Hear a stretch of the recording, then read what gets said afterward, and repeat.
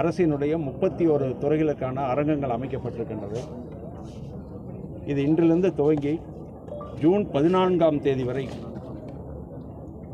ஏறத்தாழ 45 நாட்கள் இந்த பொருட்காட்சி நடத்தப்பட இருக்கின்றது. இதில் பார்வையாளருக்கான பொதுமக்கள் பார்ப்பதற்கான நேரம் மாலை 4 மணி முதல் இரவு 8 மணி வரை பார்ப்பதற்கு அனுமதிக்கப்பட இருக்கின்றார்கள்.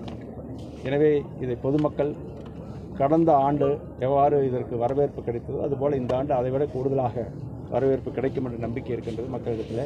எனவே இது மக்கள் பயன்படுத்திக் கொள்ள வேண்டும். கோவை வஉசி மைதானத்தில் முதல் அரசு பொருட்காட்சியை தமிழ் வளர்ச்சி மற்றும் செய்தித்துறை அமைச்சர் சுவாமிநாதன் துவங்கி வைத்து பார்வையிட்டார்.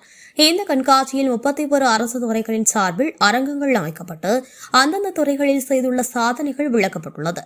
இந்த கண்காட்சியானது ஜூன் 14ஆம் தேதி வரை நடைபெறவுள்ளது. இந்த கண்காட்சிக்கு பெரியவர்களுக்கு 15 ரூபாயும் சிறுவர்களுக்கு 10 ரூபாயும் நுழைவு கட்டணமாக வசூலிக்கப்படுகிறது. இதற்காக நேரம் மாலை 4 மணி முதல் 10 மணி வரை ஆகும்.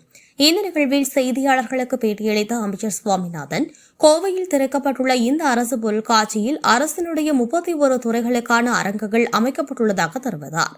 பொதுமக்கள் கடந்த ஆண்டு எவ்வாறு வரவேற்பு கொடுத்தார்களோ அதேபோல இந்த ஆண்டும் வரவேற்பு கொடுக்க வேண்டும், பயன்படுத்திக் கொள்ள வேண்டும் என்றார்.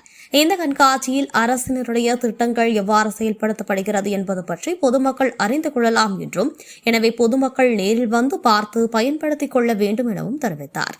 கடந்த ஆண்டு கோவையில் 1,68,000 பேர் இந்த பொருட்காட்சியை கண்டிருந்தனர்.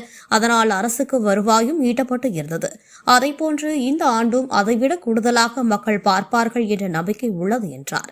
இந்த நிகழ்வில் கோவை மாவட்ட ஆட்சியர், மாநகராட்சி ஆணையாளர், மாநகர காவல் ஆணையாளர், கோவை நாடாளுமன்ற உறுப்பினர், மாநகராட்சி மேயர் உட்பட பல்வேறு அரசு அதிகாரிகள் கலந்து கொண்டனர்.